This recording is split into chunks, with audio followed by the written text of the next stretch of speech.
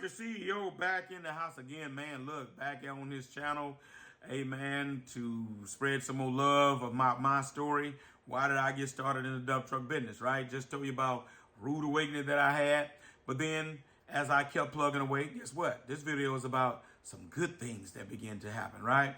So I began to run off the limestone yards, right? We had, at that time, Baton Rouge had like three. You had two on Baton Rouge side, one on the other side of the river. One on the other side of the river. I had already been running for them, so I started running with a couple on this side of the river. Started to make some connections. That's why you always hear me talk about networking. Begin to network with a couple of guys. An older fellow had just come out there basically maybe a few months before me, so he's hustling too. We on the limestone yard, just sitting there. And what you could do, if you had nothing, you could always go down the limestone yard and sit there and see they might have something come up or call in or something like that. You get work like that. We did that. Meanwhile, we'd be on the ground talking and chewing the fat, didn't know about it, guys getting to know each other. And after you come into that yard every day, sitting, talking, standing around, working with guys, you get to know guys. And so I began to make some friendships and contacts and networks. We changed the numbers and guys begin to call me. Hey, they're looking for trucks over here, man. I would do the same if I done got plugged in, right? So I'm building, getting to know people. They getting to know me. They putting me on. I'm putting them on. All right. That began to get us some connections, right? And lo and behold, one job came through for me. I was working in the paper mill. I had got hold of something in the paper mill. I can't remember quite how it happened, but I got in there, started hauling some lime ash, which is a waste product of making paper. And so they wanted a truck to come in and haul the stuff to the landfill in the plant. All right, so I did that. All right, and after doing that for a little while, a guy comes to me and say, hey, look, man, can you get trucks to help you? We're going to start taking this stuff to farmers. Farmers can use the lime ash to grow their grass to help to feed their cows. And I said, well, yeah, I can get a couple guys. Well, I thought about a couple of guys. He wanted two trucks along with mine that work with me at the limestone. Yeah, hey, man, would y'all like to come in here and work with me on this job, right? And the guy said, well, look, we're going to set everything up through you, and this is how you get paid. And that was my first job, contracting. Hadn't been in the business a year, and I'm already subbing, right? And that thing began to work good. I was able to fulfill the needs of this company. They needed 10, 15 trucks one time. I started making a bunch of calls to guys I had made connections with. And hey, you know another guy? Do you know another guy? He can come on too. Boom. Next thing you know, I'm working trucks in there with me. And we're hauling that lime ash out. And then that began to be a regular thing, right? We would haul all that pile away for about a week or two. And then it would take them another 2 weeks and they would have it piled up again. We would go back in, work a week or two. So I actually started finding something that would sustain me for 2 weeks, right? And then I'll go hustle the other 2 weeks. All right. One of the nuggets that I'll give you and from my story is that, when I started, it was day to day. You didn't know what you was going to do from day to day. And that kept you on a lot of stress and pressure, but it taught me how to hustle. Did you get that? Right? It kept me under pressure, but it taught me how to hustle because I didn't know what I was doing from one day to the next. You had to be on the phone pretty much at 12 o'clock on the day of trying to figure out, am I going to be here the next day? You trying to find out from the current guy, is he going to keep you? If he not, then you on the phone already trying to find something for the next day, trying to get ahead of everybody else, right? I learned from the school of hard knocks, all right, by doing that. All right, so that's how things begin to progress, begin to subcontract work at that paper mill, taught me how to subcontract, work with other guys, get their insurance, pay those guys, contracting business with the contractor.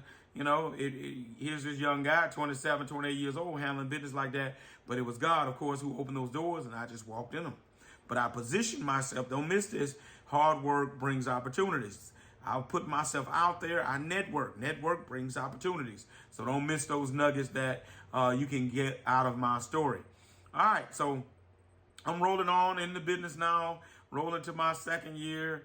Truck's holding up pretty good. I hadn't had anything major to happen with my truck. Let me give you this nugget from my story. When I put that first load on that Kenworth, it had 12,000-pound fronts. Did you get that? And so what I had to do is beef up my front. Cost me about $2,500 right out the gate, right? But I had the money because I had $5,000 left. All right, so that was one of the things that I had to do right out the gate that I didn't prepare for. And, of course, I tell people all the time, I had an air ride suspension, didn't know. On the jaws, my truck be rocking side to side because of the airbags. I had to dump airbags just to load offloading barges, getting up on them piles. Sometimes my truck jumping and carrying on, scared I'm gonna break a rear end. So the air ride suspension gave me pure OD hell. I'm just gonna tell you, right? I never bought one again. That's why I'm a strong advocate against it. Now, if you know you're gonna be hauling asphalt on the road, you ain't gonna ever get off road, then maybe if you want to go with air ride, go for it. But I'm just a strong advocate against it because you don't never know when you're gonna have to go off road, all right, or offload, things of that nature. So those were some things that happened in that first year. I had a manual tarp I had to roll in until I found a guy that was going out of business. He had an extra automatic system. I bought it, got it installed on my truck. I had boards on top. Your boards would constantly get broke. I had to replace with new boards. So those were some of the things in the early years I had to deal with in that Kenworth. That Kenworth was a road truck, so it had big old fuel tanks. So man, when I would fill up, I mean, I'm pumping 200 gallons, right? But I could run all week off that 200 gallons. So although I was spending about $300, that $300 would last me the whole week. All right, so those were some tidbits. Oh, this was the other one that happened to me. They had to put recaps on the truck that were dry rotted recaps. So man, in that first year, I would blow her tires left and right. And man, I'm talking about sound like cannons going off. And after about the third or fourth blowout, I said, somebody tell me, well, man, what's wrong? And then a guy I got told about at the tire place said, man, dude, those tires are dry rotted. That's the problem. And man, I got rid of those tires, took my little credit card, and I put 8 brand new versions on my truck and to solve that problem. All right, so look out for that kind of stuff as well. But that's where I'm at in that first year, second year, starting to get a little traction. I'm paying the note. I'm making it. I'm paying myself.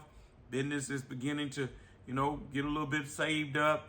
By no means am I comfortable yet by a long shot, right? Learning the fact that you got to watch that weather to stay on top of it, knowing which jobs to take. If there's weather in the forecast, knowing where to look for work after this rain, all that different stuff. Learning how to manage your money during that winter season. All these were things I learned in that first year and into the second year. Come on back for the next video and let me tell you about year number 3 when expansion took place. Country CEO, hit the like, hit subscribe, hit the notification bell. I'm gone.